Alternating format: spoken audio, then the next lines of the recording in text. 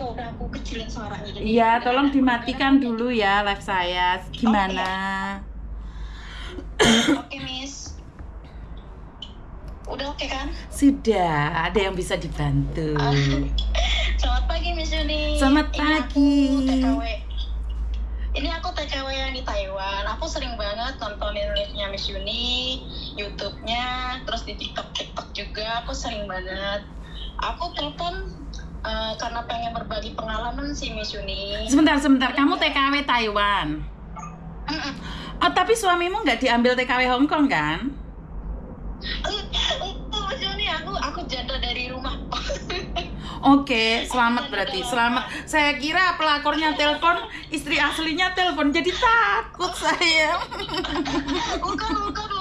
Alhamdulillah. Ya meskipun aku cerai karena pelakor, tapi aku yakin bukan mbaknya kayak pelakor. Oh, oke. Terima kasih. Aduh, untung. Bukan mbaknya kok. Insya Allah lebih itu juga aku nggak yakin. Oke.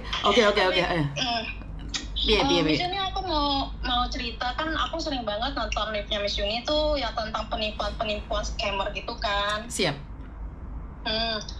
Nah dulu waktu aku pertama kali datang ke Taiwan tahun 2019 tuh aku pernah Miss Yuni hampir kena. Waktu itu tuh bule gitu Miss Yuni. Oke. Nah itu tapi langsung ke WA gitu loh Miss Yuni, kayak yang random gitu, nomor random mungkin dipilih sama dia terus dihubungin gitu kan. Nah itu dia tuh ngakunya orang Malaysia, kerjanya di Australia. Oke. Aku saat itu umurku masih 24 Miss Yuni, dan aku itu kayak masih secantik-cantiknya gitu loh. Oke, Enggak gitu juga sih, cuma kan aku ngerasa kayak mungkin gitu sih, aku ngerasanya aku cantik ya disukain sama bule. Oh, keren. Oke. Jangan salah loh. Bule itu tidak suka yang cantik-cantik, malah suka yang hitam manis loh ya.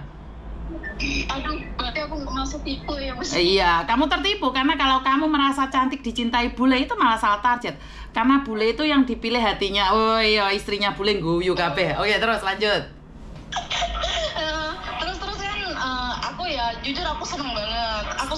Terus kan aku sering di video call gitu sama dia kan. Aku waktu itu belum ngerti tentang penipuan, belum tentu tentang scammer gitu. Dan aku juga baru tahu Miss Yuni itu kan tahun kemarin kan. Aku baru gitu. Makanya aku kayak pengen banget deh berbagi pengalaman, karena di cerita Miss Yuni itu banyak banget yang kena tipu gitu kan. Terus sampai ratusan juta. Nah terus berjalan waktu tuh karena kita kayak ayang-ayangan gitu lah, panggilannya juga udah baby-babyan. Halo babe, how are you babe? Good morning babe. Iya tadi morning baby, how are you? Ya kayak gitu. Terus Mbak, kamu jangan sambil kerja Mbak, kupingku kayak dipeceli. Oke. Enggak, aku udah selesai.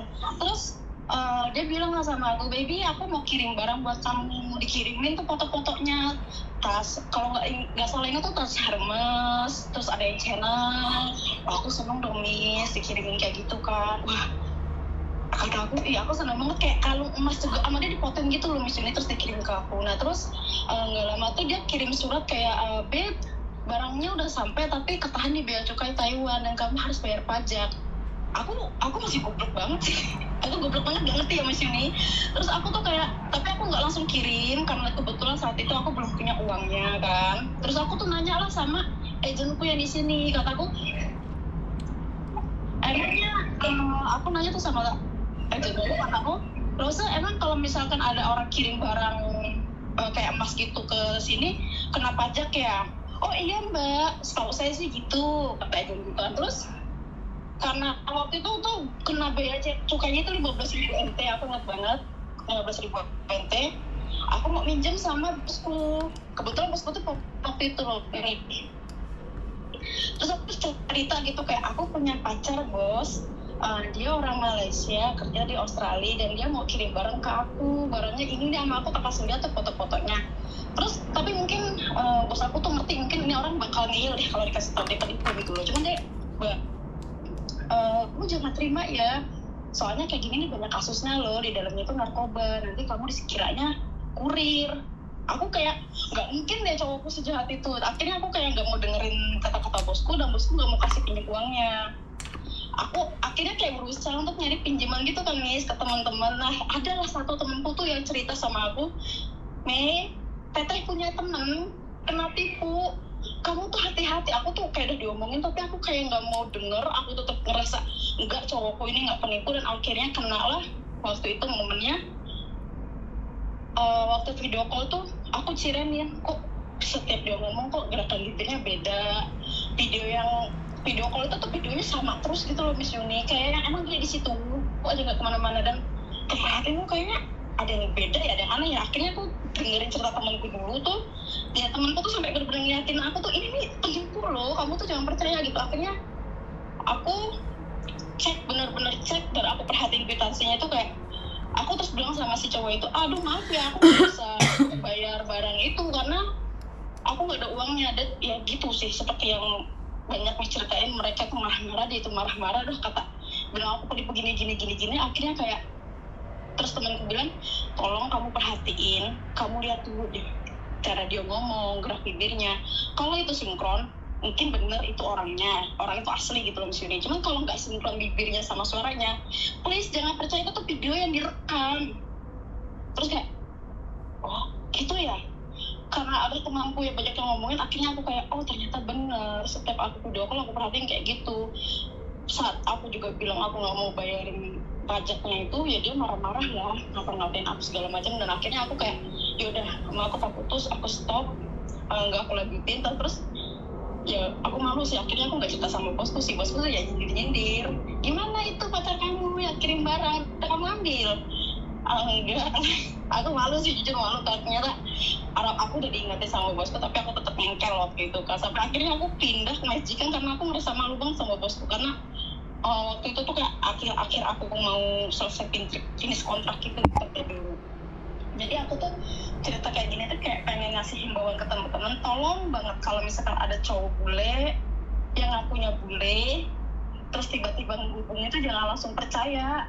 Mereka tuh bener-bener mereka tuh scammer. Itu tuh ternyata dari Nigeria loh Miss Yuni. Aku sampai searching di Google itu nomor itu dari mana, ternyata tuh dari Nigeria. Dan aku sering aku cari-cari tentang penipuan gitu, ternyata emang kebanyakan penipu itu dari negara sana. Jangan salah sayang, penipuan itu orang Nigeria itu juga banyak yang ada di Indonesia juga. Kemarin juga sempat ditangkap kalau tidak salah di daerah luar Jawa, dan sudah sama Mabes juga diklarifikasi, sudah diekspos juga. Jadi kalau mereka memakai muka mereka asli, maka perempuan Indonesia nggak akan jatuh cinta, tetapi mereka memakai muka orang lain. Karena itu Miss Yuni selalu bilang, jangan pernah membayangkan nama pacarmu itu Steven, jangan membayangkan nama pacarmu itu Jackie, jangan membayangkan nama pacarmu atau calon suamimu itu Mikael. Ya udah, calon suamimu itu Lek Tarno, Lek Solikin, Lek Wawan, Lek Eko, Lek Imam, Lek Tarno. Udah, itu kenyataan fix. Jadi jangan mengimpikan seorang laki-laki, beb, who are you, beb? Gak ada, ya wis kuwi mau.